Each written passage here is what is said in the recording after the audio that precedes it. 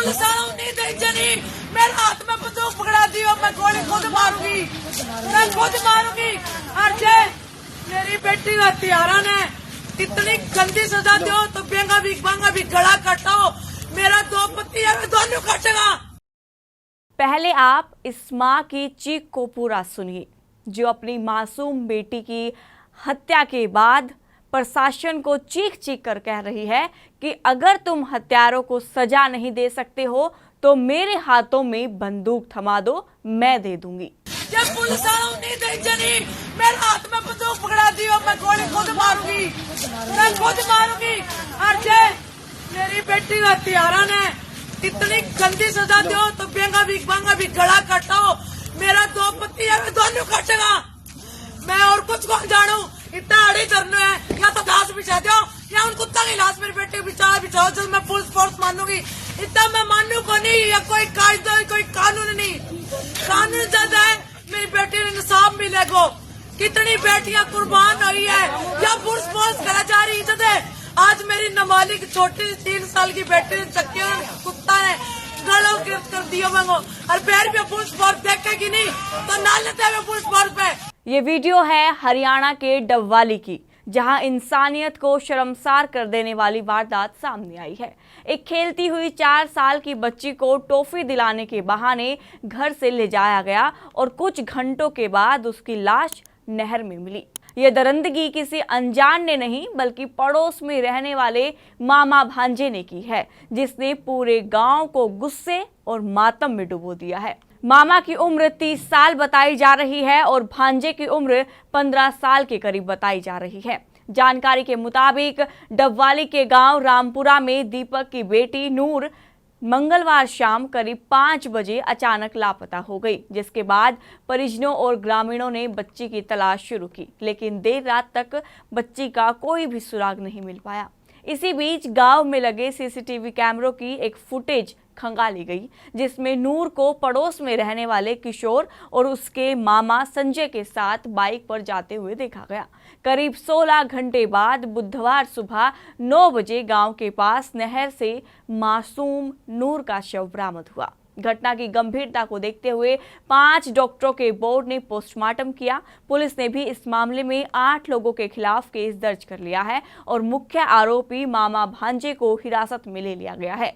लेकिन घटना के बाद पूरे गांव में जबरदस्त आक्रोश का माहौल है। ग्रामीणों ने बस स्टैंड पर रोड जाम कर दिया और आरोपियों को कड़ी से कड़ी सजा देने की मांग की है। ग्रामीणों का कहना है कि आरोपी लंबे समय से आपराधिक गतिविधियों में शामिल थे और पूरे गांव में दहशत का माहौल था। गुस्साए लोगों ने आरोपियों को सरेआम फांसी देने और उनके घरों पर बुलडोजर चलाकर गांव से बाहर निकालने की मांग की है। ग्रामीणों ने साफ कहा है कि जब तक उन्हें इंसाफ तक नहीं मिलेगा, उनकी बेटी का अंतिम संस्कार नहीं किया जाएगा। वहीं बच्ची के पिता ने कहा है कि सरकार हमें न्याय दे, तड़पाई नहीं। इस पूरे मामले को लेकर जजपा नेता दिग्विजय चौटाला ने सरकार और डीजीपी के सिस्टम की विफलता बताते हुए तीखा हमला बोला है। हमारे हल्के डबवाली में एक बहुत अप्रिय घटना, जिसको सोच करके रोंगटे खड़े हो जाएं और प्रदेश की कानून व्यवस्था की जो असलियत है वो आज लोगों के सामने आ गई है। एक 4 साल की बच्ची को उसका अपहरण कर करके ले जाया जाता है। पुलिस को बताने के बावजूद पुलिस हाथ पे हाथ धर करके बैठी रही। बार बार सब लोगों ने, पॉलिटिकल लोगों ने, सामाजिक लोगों ने, गांव के लोगों ने बार बार ये गुहार की कि हमारी बच्ची, ये सीसीटीवी फुटेज है, ये लोग लेकर के गए हैं, इनकी धरपकड़ की जाए। पुलिस ने कोई कार्रवाई नहीं करी और उसका रिजल्ट ये रहा, आज उस बच्ची का शव जो है वो माइनर में मिला।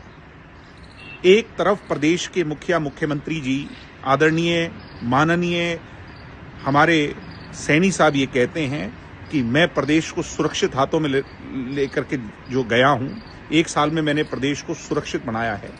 एनसीआरबी की रिपोर्ट जो थी, आज वो इनके मुंह पर तमाचा है। और ऐसी घटना जहां 3-4 साल की बच्चियां भी सुरक्षित नहीं हैं, इनको शर्म आनी चाहिए। और वो ओपी सिंह जो अपने आप को डीजीपी समझते हैं, कहते हैं कि मैं प्रदेश को सुरक्षा दूंगा, आज उन्हें डूब मरना चाहिए। प्रदेश के अंदर ऐसी बदहाल कानून व्यवस्था जिसको मैं ये कहूं कि आज हमारे हालात यूपी बिहार से भी बदतर हैं और ये लोग सुरक्षित हरियाणा की बात कर रहे हैं। मैं कहूंगा कि उन मुजरिमों को पकड़ करके फांसी तक पहुंचाने का काम करें। इससे ज्यादा गलत नहीं हो सकता। और मैं चाहूंगा कि मुख्यमंत्री सारे काम छोड़ करके हमारे इलाके को विजिट करें, उस परिवार के साथ दुख को बांटने का काम करें। ये धर्म जात पात से राजनीति नहीं होगी, लोगों को सुरक्षा देकर के प्रदेश चलेगा। धन्यवाद। जय हिंद। फिलहाल मासूम नूर की हत्या ने पूरे इलाके को झकझोर कर रख दिया है। अब सवाल यही है कि क्या इस जघन्य अपराध में पीड़ित परिवार को जल्द और सख्त न्याय मिल पाएगा या फिर ये मामला भी सिस्टम की फाइलों में दब कर रह जाएगा। आपका इस वीडियो पर क्या कहना है, कमेंट करके जरूर बताइएगा। मेरा नाम है आरती, देखते रहिए पंजाब केसरी।